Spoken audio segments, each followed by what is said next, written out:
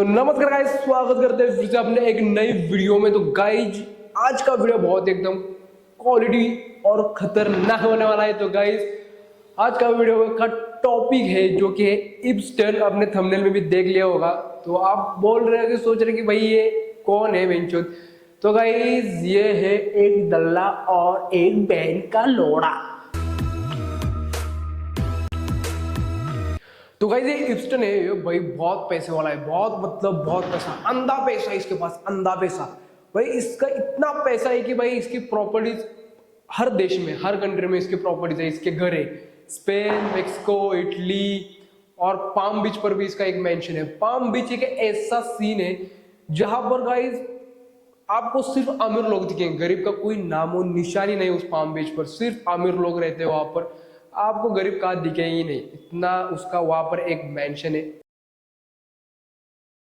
तो गाइस इसका जो बिजनेस है वो है एक फाइनेंसर, पर ये सिर्फ दुनिया को दिखाने में। इसका जो मेन बिजनेस है वो अलग है बिजनेस में, तो उसी के बारे में आप बात करने वाले हैं। And had connections to some of the most powerful individuals in the world. और भाई इसका वो बिजनेस में इसके बहुत सारे लोग ज्वाइन हो चुके हैं, इसके पार्टनर्स है और बड़े बड़े पार्टनर्स है। Accomplice. She was a key player in this web of darkness. तो ये जेफरी इप्स्टीन बहन का लोड़ा अरेस्टेड हुआ 2019 में, वो भी जुलाई में। इसको अरेस्ट किया गया उस टाइम सेक्स ट्रैफिकिंग के केस के अंडर। और भाई कुछ दिनों बाद ऐसी खबर आई कि वो जेल में मर चुका, क्योंकि ऐसा कहते हैं कि भाई उसने जेल में सुसाइड कर दिया, उसने अपनी खुद की भैंचोद गाड़ मार दी जेल में। Victims have alleged that she was present during sexual encounters, sometimes even joining in. This level of direct involvement. फिर जरा वो केस बंद हो चुकी थी, तो फिर से जो जिन्होंने केस डाली थी उसने फिर से आवाज उठाई कि भाई जो इसके साथीदार है वो अभी तक बाहर घूम रहे हैं। जो उसकी जो एक्स गर्लफ्रेंड थे गिस्लीन मैक्सवेल, मुझे ये नाम भी कैसा है मुझे बोलना भी नहीं आ रहा है, तो वो जो उसकी बंदी थी वो अभी तक बाहर थी और वो भी उसके साथ वही पार्टनर थी। Maxwell was no stranger to influential circles, and her connections would prove to be instrumental in the operation that would soon unfold. उसके हर क्राइम में वो उसके साथ थी और वो उसके एक दोनों का वो प्लान करते थे सेम। और भी उसके पार्टनर्स थे उनके बिजनेस में, जो कि ये सेक्स ट्रैफिकिंग का काम करते थे। उसकी मैनेजर भी थी, वो भी भाई लेडीज है। बेंचू यहाँ पर लेडीज ही मेन कैरेक्टर है और वो इसके इप्स्टन के साथ काम करते थे। तो वो अभी तक बाहर थे, तो उसके ऊपर भी केस डाला गया एक्स गर्लफ्रेंड पर, मैनेजर पर। और उनको भी गाइस 2022 को 20 साल की सजा होगी जेल के अंदर। This added an element of allure and intimidation, making it even more difficult for the victims to escape their clutches. Their web. तो गाइस इसकी बंदी जो गिस्लीन मैक्सवेल थी, तो उसको 20 साल की सजा सुनवाई गई 2022 में कोर्ट ने, और उसको जेल में बंद कर दिया। तो गाइस इस केस में इसके साथ भाई बड़े बड़े नाम जुड़े हुए, बड़े बड़े पॉलिटिशियन, बिजनेसमैन।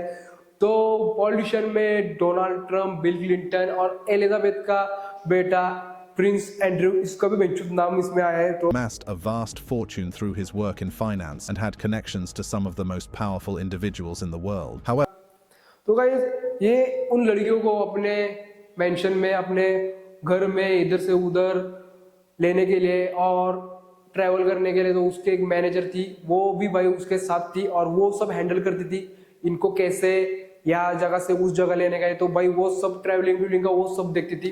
तो भाई ऐसे थोड़े थोड़े पार्ट्स ये कर दिए थे, डिवाइड कर दिए थे, ये काम करेगा, वो ये काम करेगा उसने। तो भाई बहुत तगड़ा एकदम जाल बिछाया था। और गाइस उन लड़कियों को भाई फुसला कर बहला कर करियर का, तो उनको भाई वो बुला कर लाता था अपने इधर। और ज्यादातर भाई लड़कियां थी वो थी मॉडलिंग के सेक्टर में, जो कि भाई मॉडलिंग के जो सेक्टर थे बड़े बड़े उनमें थी, क्योंकि भाई उसका जो कनेक्शन था मॉडलिंग एजेंसीज में या कंपनी में वो भी भाई तकड़ा था। तो भाई वो सारे ऐसे मॉडलिंग के शो भी देखने जाता था, उधर से भाई वो लड़कियां को ढूंढता था और उनको बेला फुसला कर वो लेकर आता था अपने करियर का और पैसों के दम पर। और उन लड़कियों को भी पैसे देकर बोलता था कि तुम और ऐसे अपने दोस्त 20 लड़कियां लोगे उनको लेकर आओ।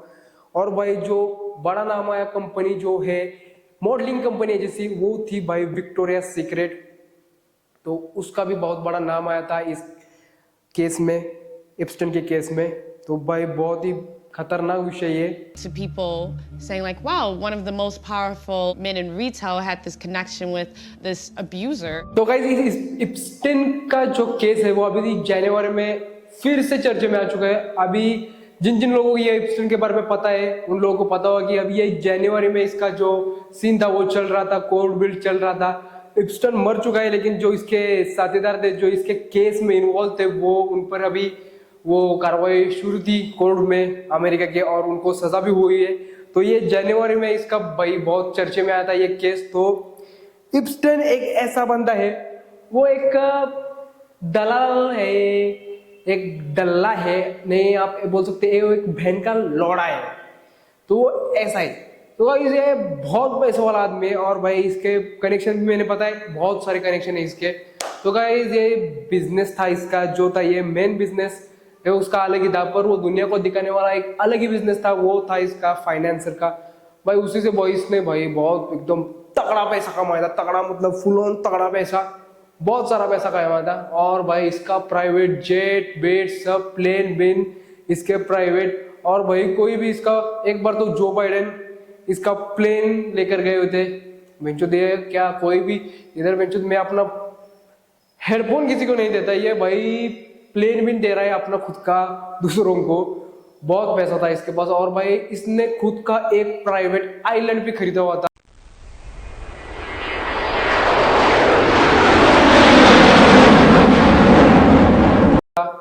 वहां पर ये अपने सीक्रेट पार्टीज ब्रिटीज करता था, बहुत सारे पार्टी, उसमें बहुत बड़े बड़े लोग इनवाइट करता था, सेलिब्रिटी इनवाइट करता था।